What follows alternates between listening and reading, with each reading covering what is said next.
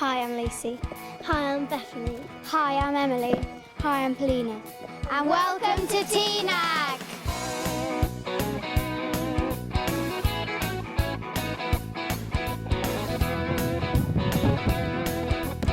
This is our head coach, Sarah Jane. I was never much of a great gymnast myself. I did gymnastics first of all at school, probably from the age of 5 or 6. My sister and I were both quite keen on it. This is Helen.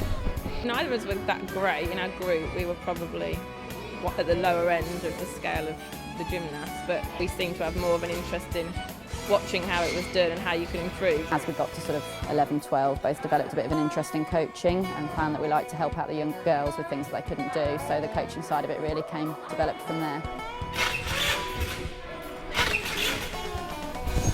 This is Jan. I met Sarah Jane when she was travelling around with a group of girls before she opened TNAG. And I got to know her and some of her coaches then. Really liked what I heard. I liked her philosophy on gymnastics.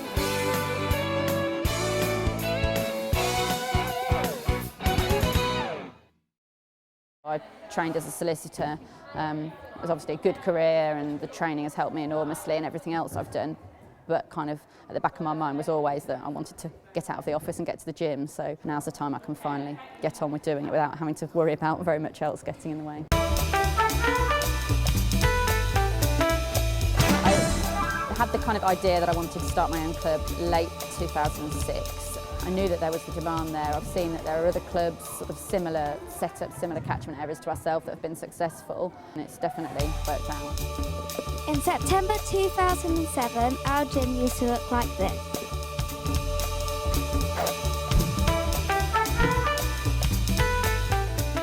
The whole of 2007 was the sort of year of planning, so finding a facility, recruiting gymnasts, recruiting coaches. A farmer used to use this building to store grain in. It was a whole year in the making. This is what our car park used to look like. As much as I love gymnastics at all levels, the passion really is the elite side of the sport. There was just no way that we could be competitive unless we had the proper facility. So although it was a gamble financially, we worked out the figures, we thought we could make it work, we thought we could get enough children to fill it. I can't pay myself anything like what I was earning previously, but that was really never the reason why I did it to start with. So I can sacrifice on that side of it to see the success that we've got here every day. Hello there, and this is what our fast track needs to look like.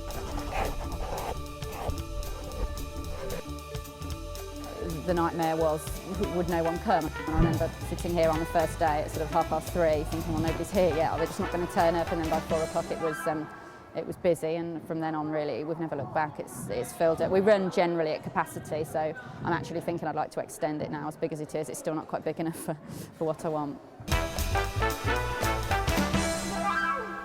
We've now got about 350 members, mainly girls. We've got one boys class a week and an adults class, and we run preschool. Preschool classes. Okay, so we take children from about 18 months in our preschool programme. So each 6-week block they have a theme which they follow, which works quite well because although they're learning very basic gymnastics moves, it's all kind of fun and educationally focused as well, and they've been really popular. I think preschool's really good for parents to bring the kids along to, purely because of the fundamental movement skills it teaches children and the balance and the agility. Rec classes.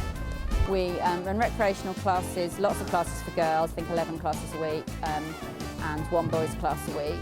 They work through their British Gymnastics Proficiency Awards, so they've got something to work towards. We also had a recreational competition in the summer, which we're going to do every year. School club links is a big thing. I have a school's contract job as well as working here, and that's really helped in terms of getting kids through the door and trying to improve our recreational programme. We also work in having schools come into the club so that we can, in a safer environment, so where the teachers can feel a bit more confident in just giving them those very basic skills.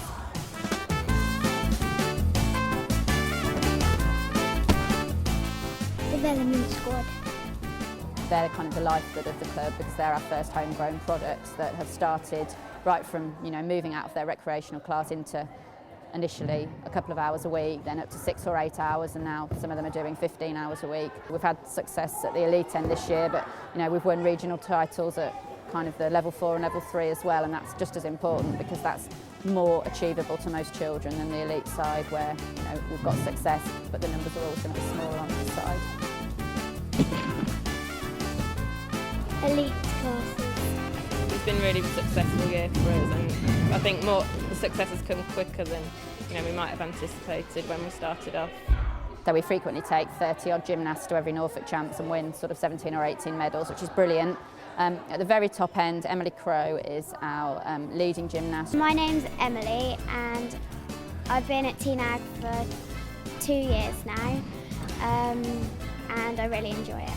With Emily's tumbling in particular, she really is amazingly gifted. There's some skills that she can do, or as she's working, I think probably there's very few other people in the country, particularly her age, could work on, so that's hugely exciting. This one's my national gold for the team. This one's my... She'll be competing at the British Championships next year. I've trained Emily since she was 7, so although she only came to the club when we opened, we've had a kind of long-standing relationship.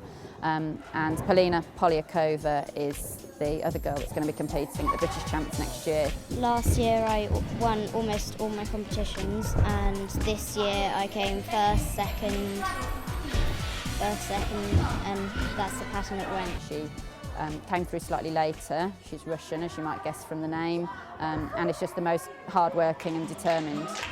My favourite routine is the one that I was doing on the floor. Since I'm from Russia, it's Russian music as well, and I like this performance. The improvement she's made since she came to the club is phenomenal. She's gone from sort of low-level club grade all the way through to elite in the space of 2 years.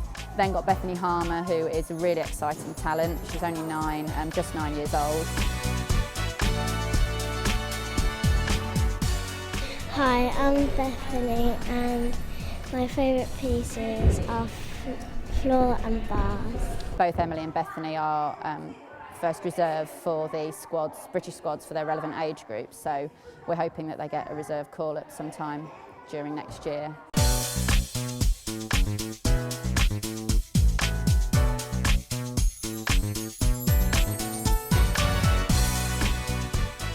They've really taken off, so yeah, it's something that I don't think that many clubs offer, but that's something that's worked well for us.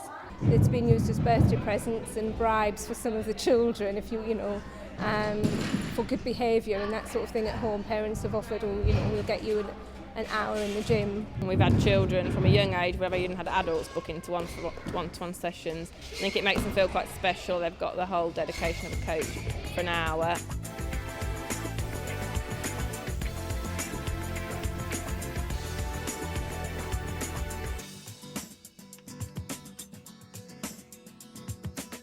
My elite girls train 20 hours a week, and that's far more at 9 or 10 or 11 years old than lads doing football or rugby or whatever would be training, and yet they seem to get the attention and the gymnasts don't. I put everything on the website, and we also get the local paper involved whenever we can to try and give them some coverage. We promote their achievements through the website, obviously, and through our link that we have with the local newspapers.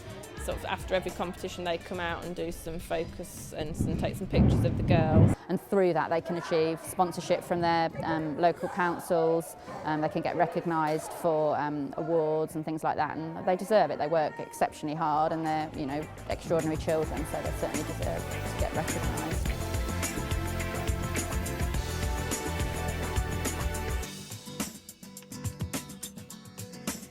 I'm quite happy, and there's nothing particularly that I'd like to change. I would perhaps like, in the long term, to look at a bigger facility so that we can have the rec side of things going on for longer hours without compromising the elite girls. I'd like to think I will still be coaching here, and that we've developed and grown and probably got an extension and have lots more coaches and more kids through the door, and that we are one of the top clubs in the country. So we're all very ambitious for the girls to do as well as they can and to achieve and have success at every level, from the out of age to the club grades, the national grades, up to the elite grades and beyond, really. We've set ourselves a very high standard in what we've done in the last 2 years, In a way, it's quite difficult, but the hunger just goes on to try and surpass it and get better and better each year.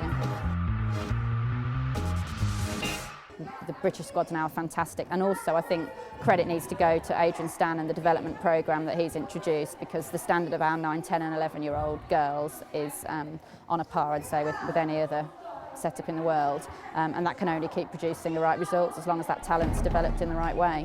And yes, we'd love to be part of it.